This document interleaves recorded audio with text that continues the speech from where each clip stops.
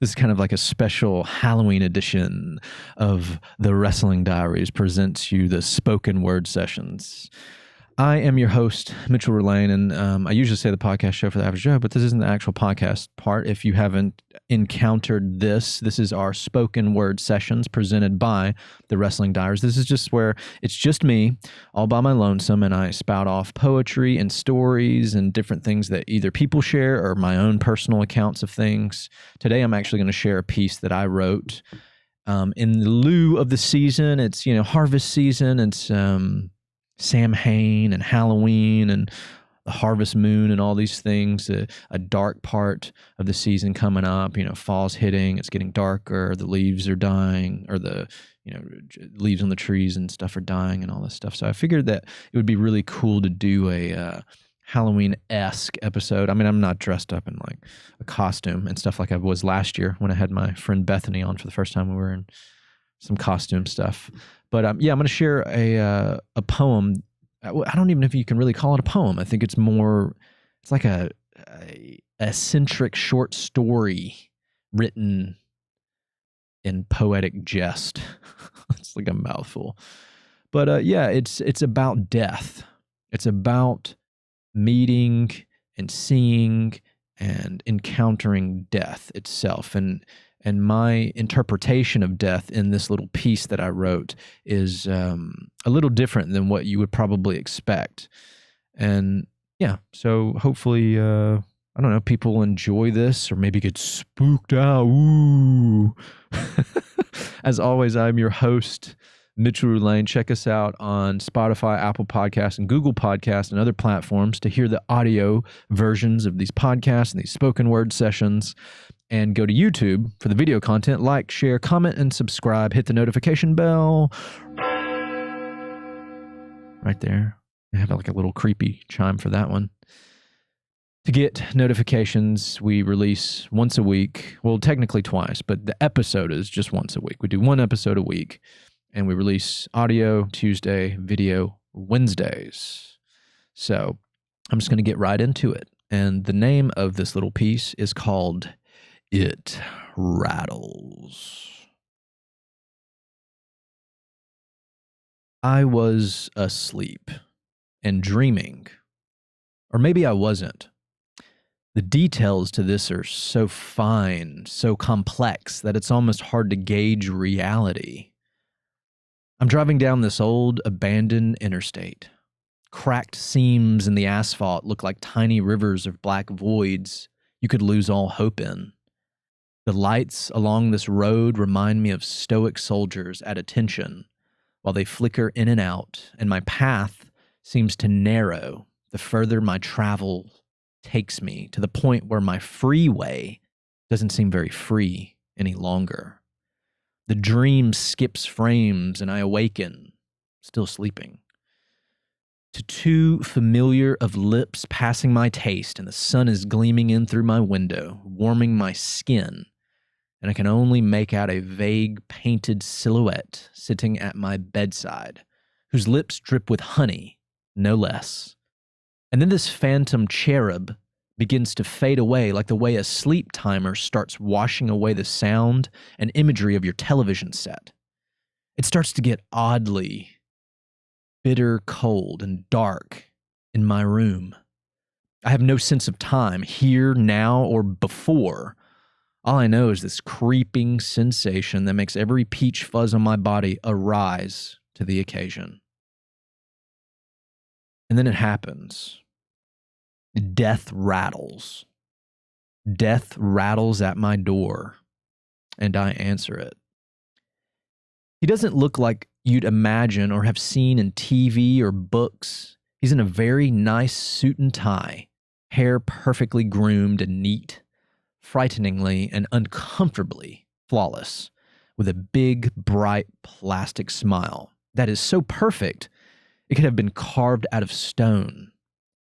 He reminds me of how a ventriloquist dummy would look if it was turned into a real person. He has a briefcase, and he brought 2 companions along with him. They basically look like death does, very well dressed and perfectly profiled, just slightly discolored. My heart says their names before my mouth does. Pain and suffering. Why did I say that? How do I even know that? Actual physical human-like manifestations right before my eyes. We sit at a table, and they never stop smiling, this creepy smile across their faces. Even when they're talking. Death wants me to sign a contract he took out of that briefcase. It's for my life. And pain and suffering coaxed me very, very charmingly to do so as well. They're all so great at salesmanship, and they make very valid, intelligent points for why I should give up my being. And somewhere deep inside, I actually want to sign it. And I almost feel like I should. But I don't, though. And I don't really know why. Death, pain, and suffering screech loudly, angrily. Still smiling, though. Why do you care so much about your life? I say, maybe I don't. I just care about the people and the things that are in it. I'm driving down this old, abandoned interstate. The stars and the moon are like stoic warriors at call with their lights never dwindling.